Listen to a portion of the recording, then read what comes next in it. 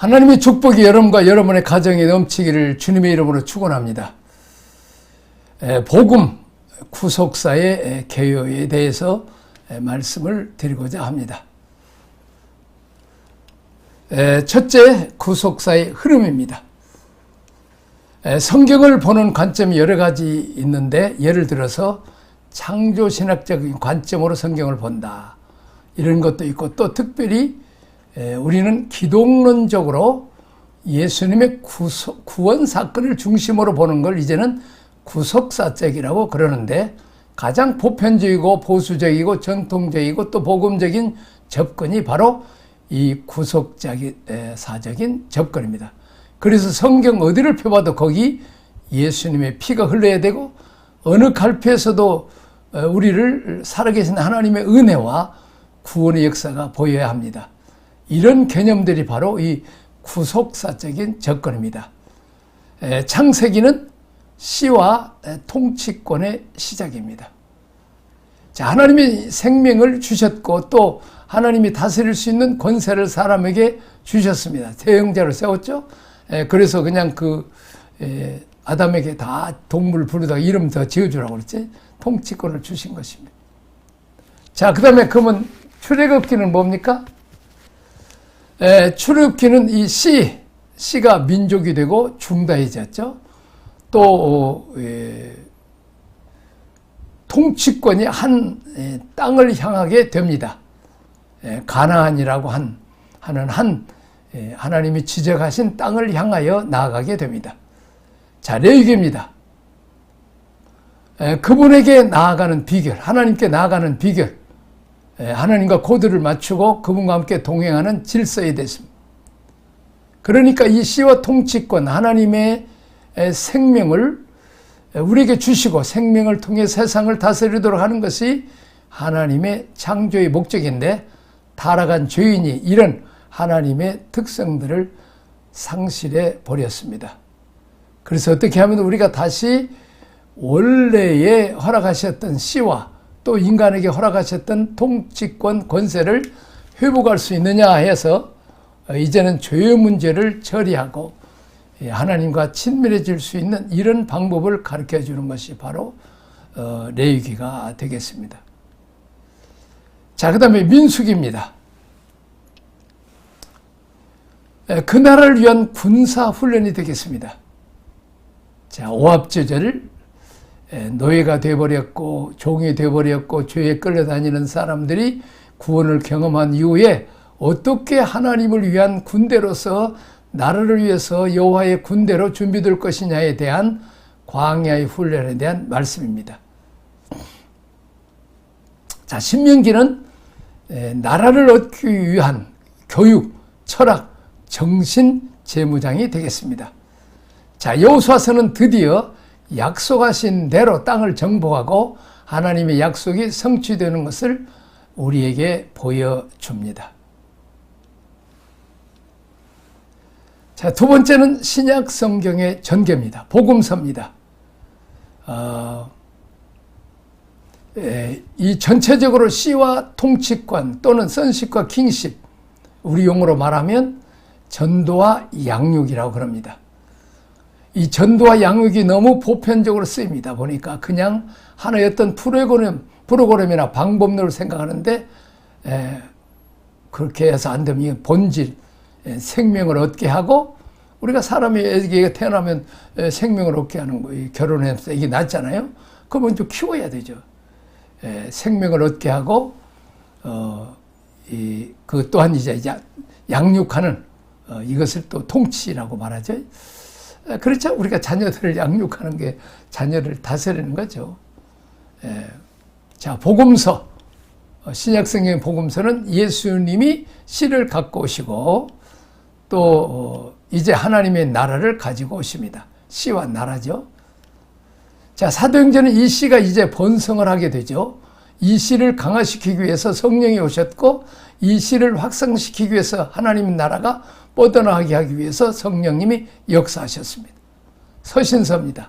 이 씨가 사방으로 뿌려져서 이제는 그것이 충만해집니다. 갈등이 있었죠. 서신서에 이단, 사설이 있고 교회 안에 문제가 있고 교회가 정립되어 가는데 여러 가지 어려움이 있었습니다. 그것들과 이제 싸우면서 투쟁하면서 교회가 교회되어 가는 것입니다. 하나님의 자녀들이 씨의 충만함과 하나님 나라의 흥망성소가 되는 것도 있고 흥황할 때도 있었습니다.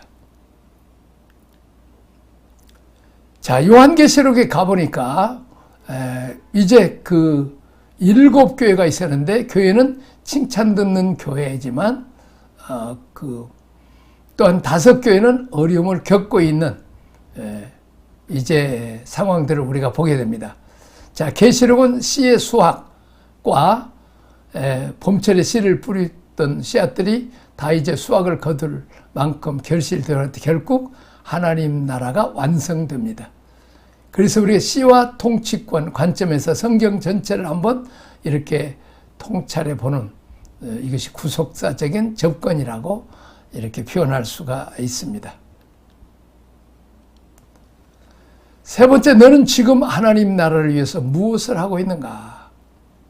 내 안에 씨의 성숙입니다. 자기 관리입니다.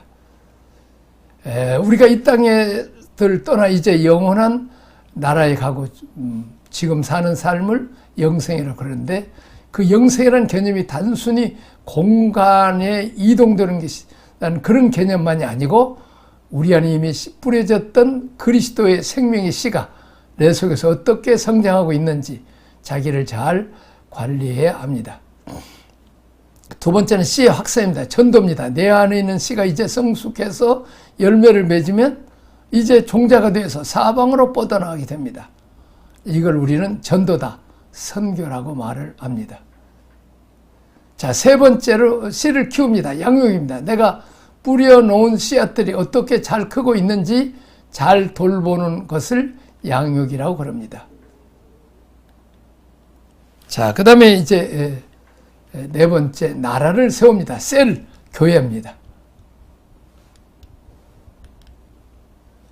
자, 그들이 왕권을 행사할 수 있도록 잘 우리를 세워야 되죠. 자, 얘들을 말하면, 자녀들을 말하면, 나이만 먹었다고 되는 게 아니고, 이제 공부 가르치고, 또 이제 훈련도 시키고, 살림도 가르치죠.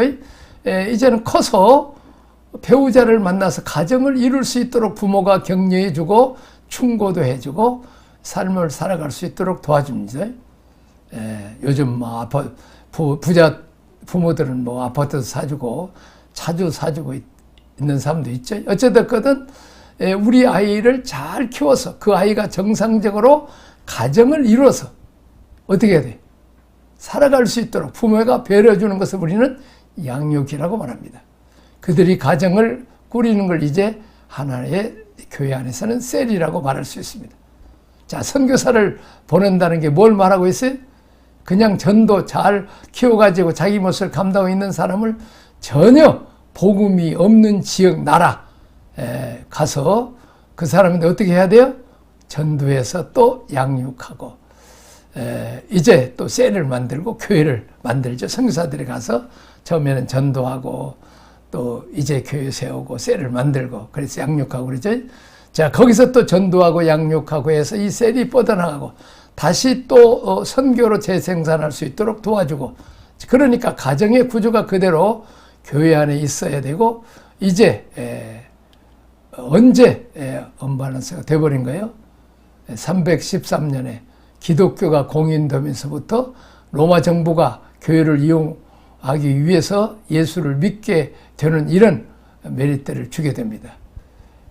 교회 다니면 세금을 면제해 준다든지, 공무원 채용하는데 특혜를 준다든지, 이렇게 가산점을 준다든지, 이렇게 좋은 메리트를 주니까 많은 그 가짜 그리스도인들이 교회 안에 많이 들어와 버린 거지. 핍박당할 때는 진짜만 기독교인이었는데, 그 전까지는 그야말로 헌신하지 않으면 또 교회를 위해서 죽겠다는 각오를 하지 않으면 결신도 힘들었어요.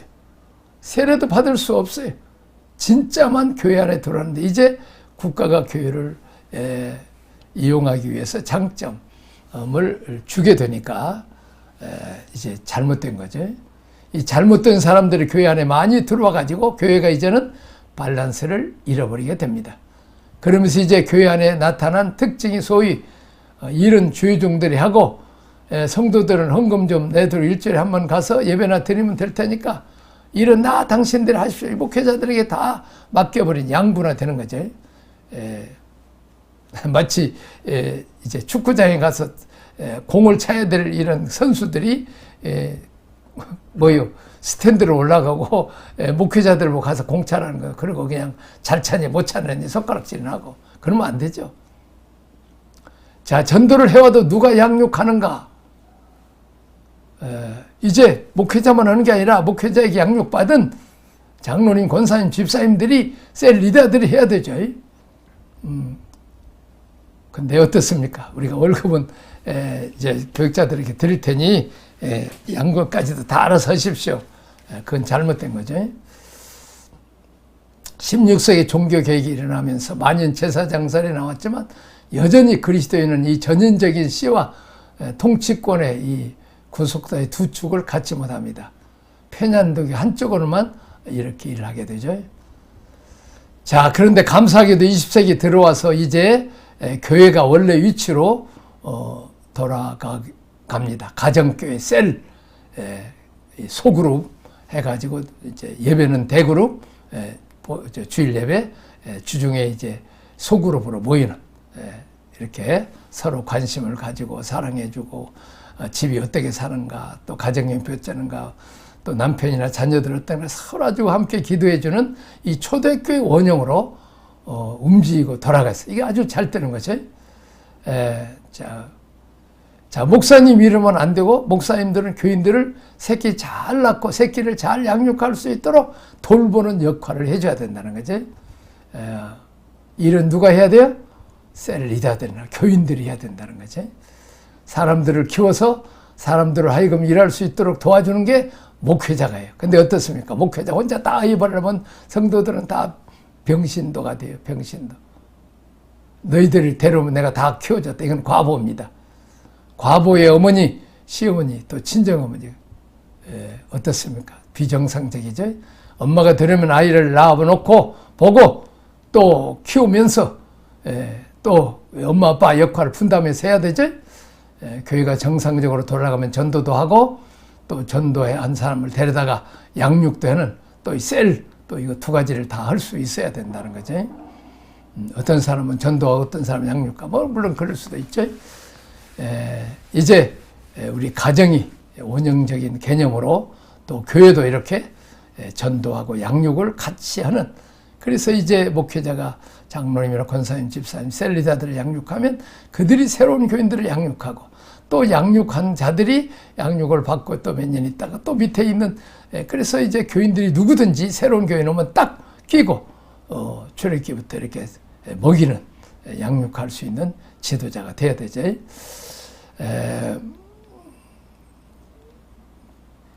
자, 이제 우리가 이 땅에 사는 동안 이렇게 구석구석을 돌볼 수 있는 목회자가 다 돌보지 못하잖아요.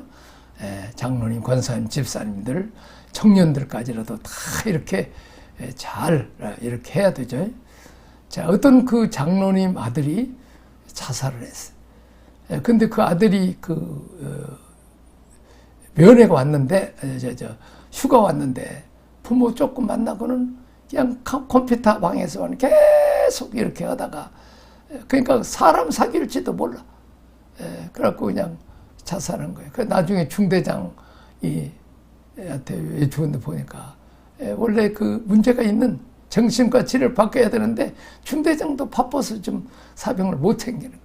그러니까 컴퓨터하고 스마트폰만 가지고 이렇게 살고 사람과 사귀는 걸 잘 못하는 거예요. 그래서 결과적으로 너무 외롭고 그러다 보니까 군대 가도 뭐 왕따 당하고, 집에 와도 또 부모하고도 뭐 대화할 일이 별로 없고, 참 그래서 자살하는 비극이 있어요. 자, 우리 교인들이 올 때 이제 이 전부 다 셀 리더들, 또 셀 리더들이 또 중간 리더들을 키워 새로운 사람 딱 오면 상담해주고 말씀으로 양육해주고 위에서 기도해주고, 이 하나님의 말씀과 사랑으로 성령의 능력으로 이제 가정을 살리고 직장을 살리고 젊은이들을 살려야 되는 거죠. 우리가 생명을 낳는 일, 또 양육하는 일, 우리는 둘 다들 다 해야 되죠. 우리는 이런 교회를 우리가 해야 됩니다. 우리가 산업화 시대에 참 사람들과 관계가 없어지고 또 이제 자꾸 이렇게 기계화 시대, 또 스마트폰, 테레비, 이렇게 PC, 또 이렇게 해서 전혀 사람들과 만나는. 근데 이제 우리가 셀로 하면 같이 밥도 먹고 또 놀러도 가고 또 말씀을 양육하고 1대1로도 하고 또 이렇게 잘 해서 한 사람도 이상하게 참 어려운 일 당하지 않도록 이렇게 잘 도와주고 격려해주고 지지해주는 이렇게 주일날은 은혜를 많이 받고 받은 말씀을 또 이제 믿음의 선배들이 또 후배들을 잘 양육해주고 모델이 또 되어줘야 되죠. 이게 목회를 잘하는 것이고 신앙생활을 잘하는 것입니다. 자, 그 다음에 통치가 되겠습니다. 내 안에 씨가 들어오고 이것이 흘러나가고 양육하고 거기서 셀을 만들고 그 다음에 통치, 개인의 삶의 승리, 가정의 건강한 가정, 직장, 현장에 또 선교, 셀이 강화되고 이 삶의 현장에서 하나님의 통치가 이루어질 수 있도록 도와주는 거죠. 자, 6번째는 나라의 확정을 위한 수고입니다. 이 선교입니다. 이것이 생명의 맵입니다. 생명이 태어나서 완성할 때가 이런 지도가 쫙 있어야 돼요.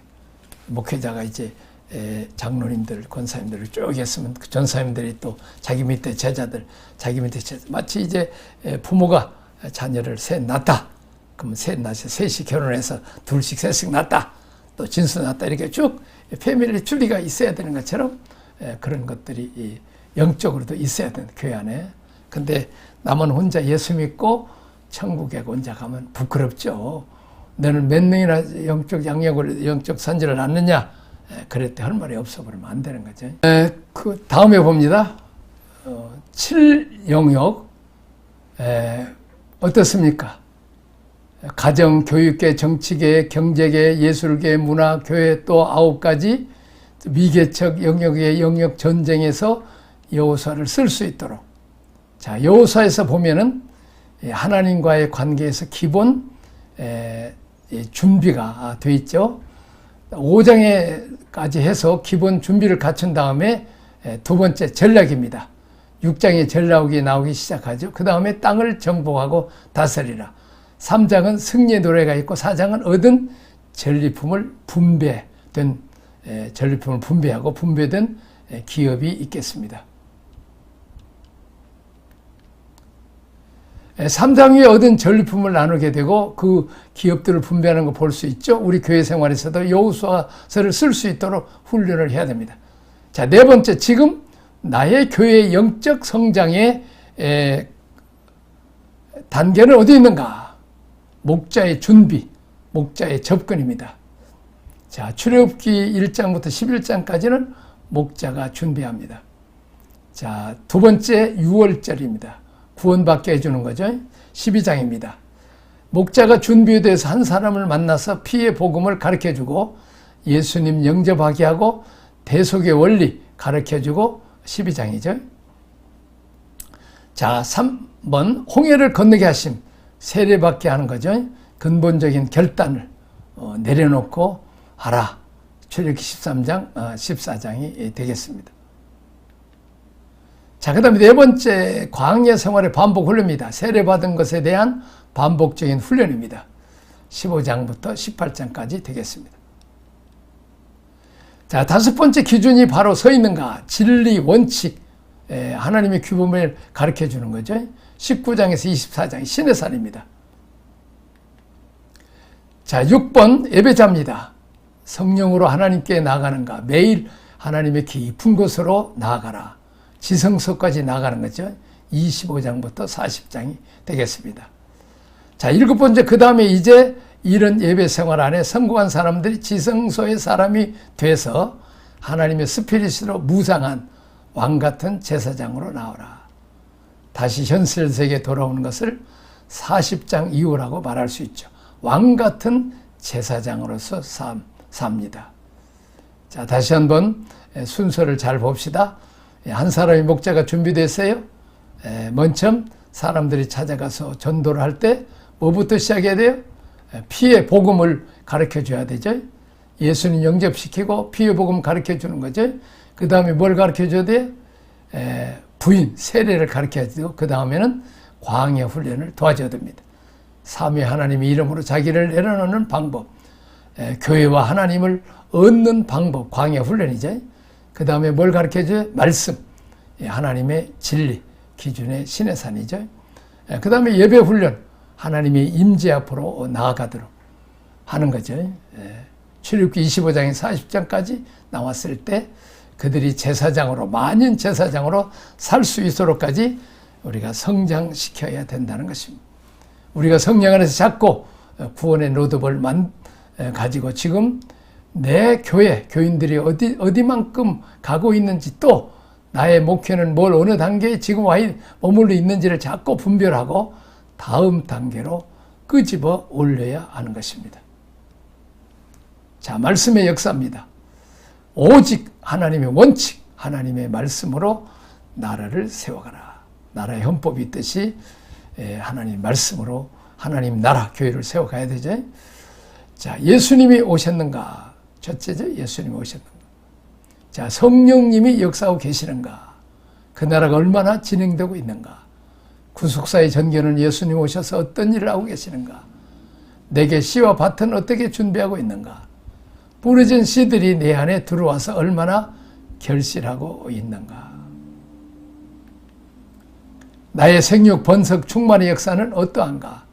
그들을 통해서 각 삶의 역사들이 어떻게 변화되어 가고 있는가? 자, 말씀 안에 생명의 씨가 들어있다. 말씀 안에 구속사의 비밀이 들어있습니다.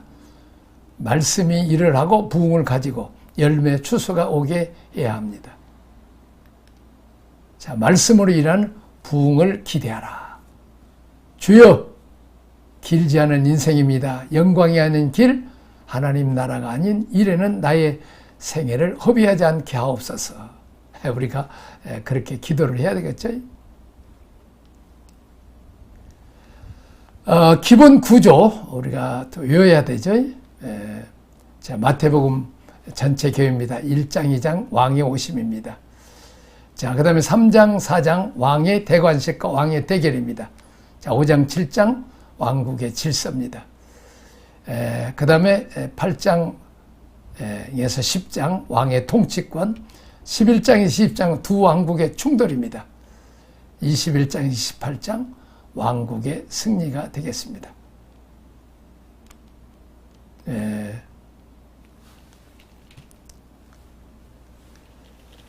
이제 다음을 보되 내용 정리 구조도입니다. 1장에 4장 예수님이 누구신가? 구조도를 이제 우리가 서울명에 잘 우리가 기억해야 됩니다. 자, 마태복음은 한마디로 얘기하면 하나님 나라의 복음이고 예수님이 왕으로 오셨다는 것입니다. 자, 왕이 뭐하러 오셨어요? 나라를 되찾기 오셨어요. 그리고 우리를 부르실 때는 뭘로 부르셨어요? 우리가 하나님, 우리를 부르실 때 마토금적인 관점에서는 구원입니다. 하나님 우리를 부르신 거. 이렇게 말하면 같은 구원이지만 개념이 다르죠. 예수님 우리를 부르실 때 뭘로 부르실 때? 하나님 나라를 건설하는 후사로 책임자, 왕자란 말이죠. 우리가 성경을 볼 때 어떤 목적으로 쓰여진지, 포커스가 뭔지, 지금 목적이 무엇인지를 얘기하고 있는 거죠.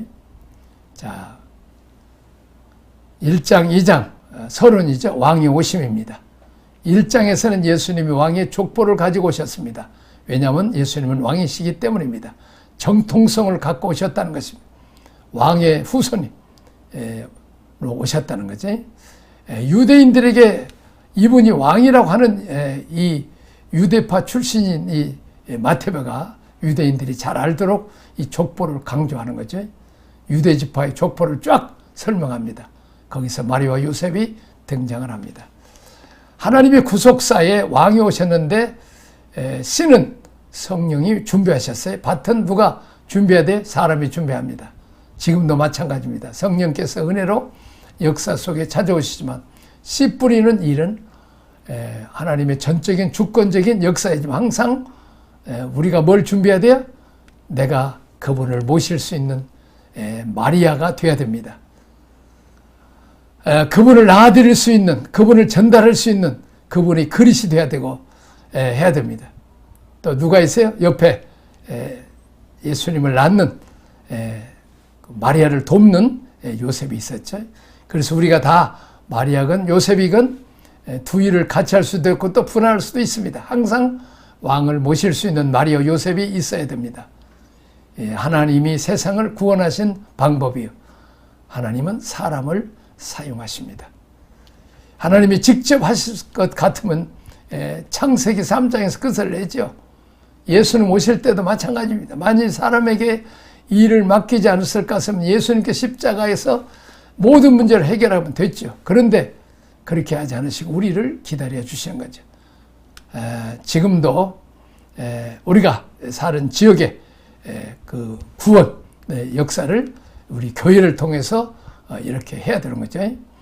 예수님을 왕으로 모실 수 있는 준비가 됐고 더 전도했으면 그들을 예수님이 왕으로 잘 섬길 수 있는 제자로 백성으로 잘 키워야 되죠. 자, 마리아는 내가 계집종입니다. 순종하겠습니다. 시바지 하겠습니다. 그래서 성령의 능력으로 마리아가 그리스도를 받는, 그래서 예수 그리스도를 낳아주는 거죠. 자, 2장에서는 왕이 이 세상에 왔지만 이스라엘 사는 왕을 기다리는데 말만 실제로는 기다리지 않고 헤로드 왕 같은 경우는 2살 밑에 있는 남자아이를 다 죽임으로 예수님을 죽이려고 했습니다. 서기관들은 입으로는 떠들어댔지만 지식적으로만 알죠. 베들레헴에서 왕이 온다고 그런 걸 알고 있었으면은 한 걸음도 한 사람도 오지 않고 왕을 맞이할 준비가 안 됐어요. 그때 하나님께서 왕이 이 땅에 오실 때 합당한 예우를 갖추기 위해서 이방인을 동원합니다. 누굽니까? 동방 박사들이 뭘 가져왔어요? 이분만 온 게 아닙니다. 예물을 가지고 왔습니다. 왕을 맞이할 때, 왕으로 모실 때는 합당한 예물을, 최고 예물이 있었습니다. 1장에서는 생애를 바친 두 사람 얘기, 2장에서는 역시 생애를 바쳤는데 그분들은 물질로 가서 황금과 유향과 모약을 가서 예수님 피나는 가는데 귀하게 쓰이죠. 자기의 가장 소중한 황금과 유향, 모략을 가져와서 왕을 영접해서 3장에 가면 이 왕이 왕으로서 역사하시기 위해서 미리 왕의 길을 준비하는, 왕의 길을 첩경케 하는 노예할 코스를 예배하시죠. 그분이 누굽니까? 그분이 바로 세례 요한이 되겠습니다. 길을 닦는, 왕의 길을 닦는, 높은 산을 깎아내고 낮은 골짜기를 메꿔놓은 지름길, 바람 빠르면서도 가장 안전하게 주님을 만날 수 있는 길을, 왕도를 만들었다는 것입니다. 세례 요한이 왕의 오심에 길을 닦아 주신 것입니다. 우리가 그리스도가 우리 교회에 와서 왕대접을 받을 수 있도록 우리도 길을 닦아 드려야 됩니다. 내가 왕이 되고 내가 주인이 되고 예수님 이름으로 이용만 은혜 복 받고 그렇게 하면 안 됩니다. 우리가 예수님을 왕과 주님 하나님 나라를 위해서 내 몸과 마음과 물질과 정성을 모두 다 재능을 들여서 하나님 나라를 건설해야 되고 그 길을 우리가 예배해야 되고, 어디까지? 저 영국과 미국 선교사들이, 카나다 호주 선교사들이 그의 오심을 우리 한국 땅까지 전해서 그들을 통해서 우리가 예수님을 우리의 구주 왕, 이제 하나님을 아버지로 모셔서 우리가 이렇게 은혜와 복을 받았다면 이 복을 우리가 다 나눠주고 이렇게 세례요한처럼 우리 주님의 가는 길을 우리가 잘 예워야 될 줄 압니다. 이런 축복이 여러분들에게 있어지기를 주님의 이름으로 축원합니다. 기도하겠습니다. 하나님 아버지 은혜와 사랑을 감사합니다. 이제 마리아처럼 그리스도를 낳아주는 일, 또 요셉처럼 또 그리스도를 낳는 일에 도와주는 일, 양육하는 일 도와주고, 또한 이제 동방박사들처럼 황금과 유황과 모약을 들여서 아기 예수를 왕으로 영접하고 대접하고 돕는 일, 목숨을 걸고 그 일을 했습니다. 세례관처럼 이제 주님의 가는 길, 이제 로얄 코스를 만들어서 우리 주님이 안전하게 주님을 만날 수 있게 하는 이제 길을 닦는 일을 했습니다. 그러나 헤로당은 예수님을 죽이려고 했고 서기관과 유대인들은 알기는 많이 알았지만 그들은 입으로만 알고 지식으로만 알고 섬기지 못했습니다. 우리가 헤로당이나 서기관이나 이제 유대인들이 아니고 정말 천사들, 동방박사들, 또 요셉과 마리아 같은 이렇게 예수님을 왕으로 섬기는 자들이 다 되게 하여 주옵소서. 예수님 이름으로 기도합나이다. 아멘.